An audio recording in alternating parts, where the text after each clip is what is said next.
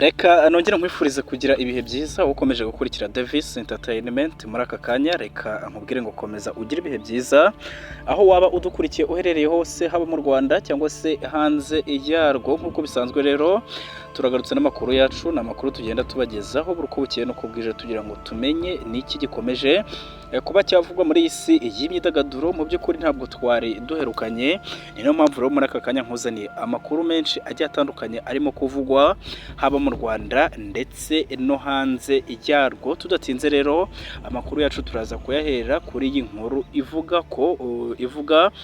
ku bukwe bwa Davido, umuhanzi ukomeye cyane wahariye muri Nigeria. Uyu Davido rero na Chioma baraye bakoze ibirori by'akataraboneka byitabiriwe n'ibikomerezwa mu ngeri zitandukanye, bukaba bwaranzwe rero n'umutekano wo hejuru cyane, anabuherwamo nyine impano zigiye zitandukanye kandi zihenze cyane. Uyu Davido rero akaba yerekeje ahabereye ibirori by'ubukwe bwe ari kumwe na Chioma, arindiwe umutekano bikomeye n'abantu benshi barimo n'abafite imbunda. Akaba rero yari yitwaye mu modoka yo mu bwoko bwa Mercedes Maybach, imwe rero iri mu zihenze kandi iz'ubwiza butangaje. Ubukwe rero bw'aba bombi bukaba bwitabiriwe n'abantu b'ingeri zitandukanye bakomeye.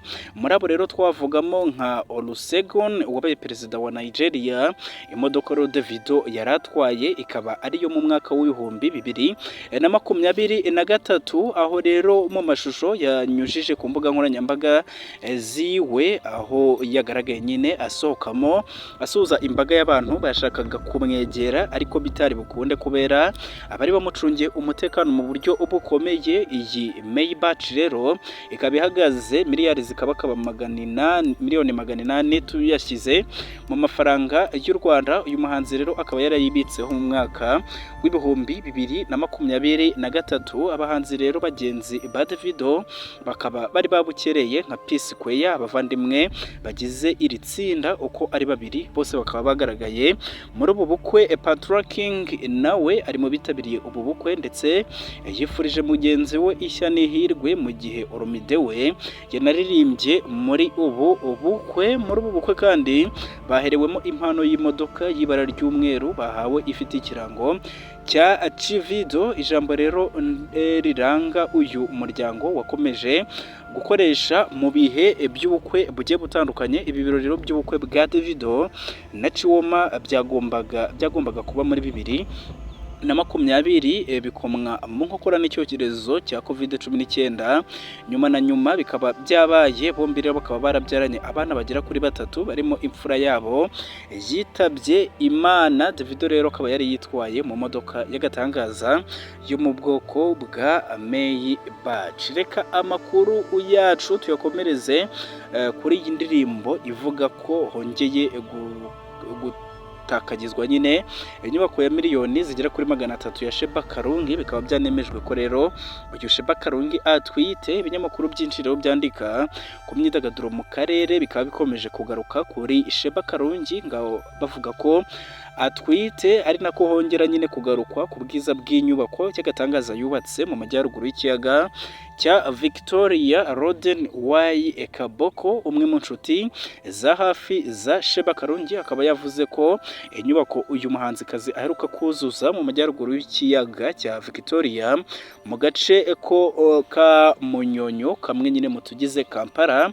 akaba ngo yaratwaye byinshi. Uyu mugabo rero akaba yaravuze ko bimwe mu bigize iyi nyubako byagiye bitumizwa mu bihugu birimo Ubushinwa, Leta Zunze Ubumwe za Amerika n'Ubutaliyani. Aya makuru yashyizwe hanze na Kabako, ati narahageze inshuro nyinshi, nzi uburyo imeze, nanjye nifuza kuzubaka inyubako nk'iriya.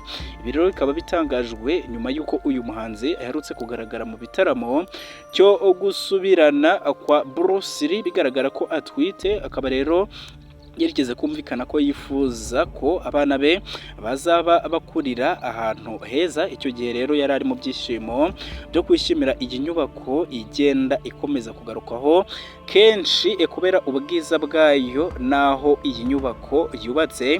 Iyi nyubako rero ikaba yaruzuye, itwaye miliyoni zigera kuri 800 z'amashiringi ya Uganda, akaba agera kuri miliyoni 300 z'amafaranga y'u Rwanda. Uyu mugore rero ubusanzwe umutungo we ubarizwa muri miliyari 1,500,000 z'amafaranga y'u Rwanda. Reka amakuru yacu tuyakomereze kuri inkuru ivuga ko Riderman na Bull Dogg batangaje itariki y'igitaramo cyo kumurika alubumu bakoranye. Abaraperi rero bakomeye muri iki gihe Gatsinzi Emery wamenyekanye nka Riderman na Ndayishimiye Malik Bertrand wamenyekanye nka Bull Dogg bakaba baratangaje ko ku itariki ya 24 Kanama 2024 aribwo bazakora igitaramo cyabo cya mbere cyo kumurika alubumu bakoranye bise Icyumba cy'Amategeko, iriho rero indirimbo 6 zigaruka ku muco wa hip hop. N'ubwa mbere rero bombi bagiye gukorana igitaramo cyabo bwite. Bavuze ko rero ngari igitaramo kidasanzwe mu rugendo rwabo rw'umuziki, ndetse bakaba barahisemo kucyita hip hop culture concert mu rwego rwo kumvikanisha ko injyana ya hip hop yoza roho ndetse kwifatwa nk'umuco bitewe n'ubutumwa bunyuzwamo. Riderman rero yabwiye itangazamakuru ko ibijyanye naho iki gitaramo kizabera bizatangazwa mu gihe kiri imbere. Ati amakuru yose rero arambuye arasohoka mu minsi iri imbere. Bull Dogg rero aherutse kubwira itangazamakuru ko batangiye gushaka abafatanyabikorwa kugira ngo bazakore igitaramo cy'akataraboneka. Ati igitaramo rero cyo kigomba kubaho, turi kubikoraho cyane, turi gushyiramo imbaraga nyinshi ku buryo turi gushaka n'abaterankunga n'abantu babidufashamo, kuko igitaramo ntabwo ari ikintu cyoroshye, ukeneye aho gukorera ibikoresho nkenerwa kandi atari concert nto ahubwo nini cyane. Yavuze ko rero hamwe n'Imana ngo bazakora igitaramo kinini kandi cyiza.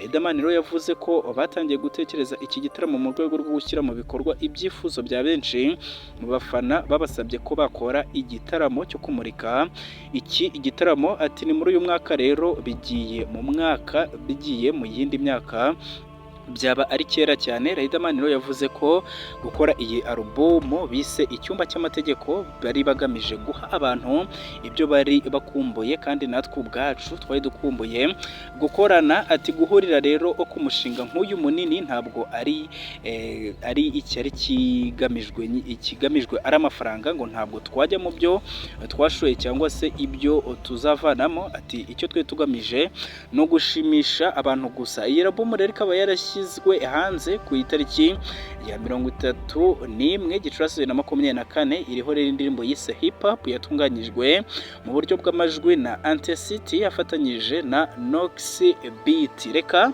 amakuru yacu tuyakomereze kuri iyi nkuru ivuga ko umusaruro w'urugendo rwa Kevin Kade aho yahuje imbaraga na Mario ndetse na The Ben. Uyu muhanzi Kevin Kade rero uri mu bagezweho muri iki gihe binyuze mu ndirimbo Jugumira, ageze kure indirimbo yakoranye na Mario uri mu bakomeye hariya muri Tanzania, ndetse na Mugisha Benjamin wamamaye nka The Ben. Iyi rero ni imwe mu ntambwe ateye mu rugendo rwe rw'umuziki ushingiye ku kuba yarakoranye n'amazina akomeye mu muziki. Uyu Omar Ali Mwanga wamamaye nka Mario kuri uyu wa gatatu tariki ya 26 Nyakanga 2024 yifashishije konti ya Instagram akurikirwaho n'abarenga miliyoni zigera kuri 5. yasohoye amafoto amugaragaza ari kumwe na The Ben ndetse na Element muri studio mu ikorwa ry'ibihangano byombi bahuriyeho. Uyu muhanzi rero wamamaye mu ndirimbo zirimo nka Laha, Anatosha, Asante,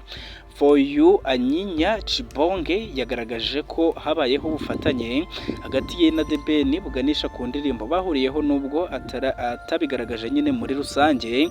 Ibyo byombi rero bahuriyeho mu bijyanye no gukorana. Kevin Kade rero akaba aherutse kubwira itangazamakuru ko yavuye muri Tanzania akoranye indirimbo na Mario, yiteze ko izasohoka mu gihe kiri imbere kandi yari yagiye muri kiriya gihugu gufata amashusho y'indirimbo ye na Mugisha Benjamin The Ben. Yaba indirimbo rero yakoranye na Mario ndetse n'indirimbo yakoranye na The Ben zose zakozwe mu buryo bw'amajwi na producer Element wo muri 1.55. nawe rero wari uri muri Tanzania mu rugendo rwo kubafatira amajwi nk'uko babyifuzaga. Unyujije amaso rero mu bihangano Kevin Kade amaze gushyira hanze, ubona ko The Ben na Mario aribo bahanzi bakuru kandi bakomeye bazaba bakoranye. Uyu Mario rero kandi azaba umuhanzi wa kabiri wo hanze iki gihugu bakoranye kuva mu myaka igera kuri 3 ishize yinjiye hano mu Rwanda. Ni mu gihe rero The Ben wazaba umuhanzi wa gatandatu wo mu Rwanda bakoranye nyuma ya Austin bahuriye mu ndirimbo Ibirara, Ivan Bravani bakoranye indirimbo Ibihe, Pyramide yakoranye na Kivumbi na Dramati ndetse na Chris Ize na DJ Peter bahuriye mu ndirimbo Jugumira. Mario rero wakoranye indirimbo na Kevin Kade ari mu bahanzi bo muri Tanzania bakomeye bakora umuziki wubakiye ku njyana ya amapiano. Asanzwe ari producer n'umwanditsi w'indirimbo wamenyekanye cyane binyuze mu ndirimbo nka Biatamu, Mama Amina, Dia X, Laha, Miyamo na Ugopa n'izindi zigiye zitandukanye. Uyu musore rero yabaye igihe kinini iruhande rwa se aho yakoraga mu igaraje, ari naho rero yatangiriye urugendo rwo kwandika indirimbo nk'uko abivuga. Niwe rero wanditse indirimbo Wapo ya Mwasiti, Banana ya Dogo Janja, Macha ya Shiwore na Mpapapa ya Gegimani na Bambeya ya Dito n'izindi zitandukanye.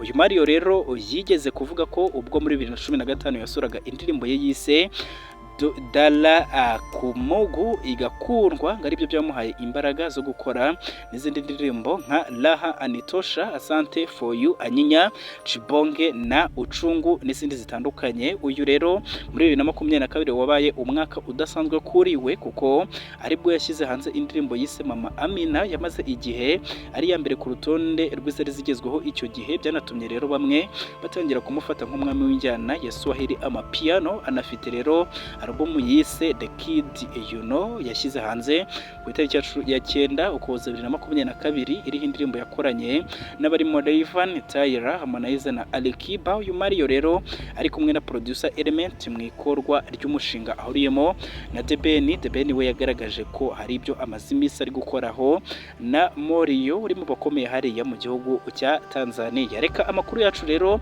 twe tubafitiye kuri aka kanya tube tuyahiniye ahangaha. Mwibutsa ko ari Davis Entertainment ariko bwa mbere udusubira ushobora gukanda buto ya subscribe kugira ngo tujye tubana mu makuru agiye atandukanye tugenda tubagezaho uko bukeye nuko bwije. Reka tubabwire ngo wakoze kubana natwe, turabakunda.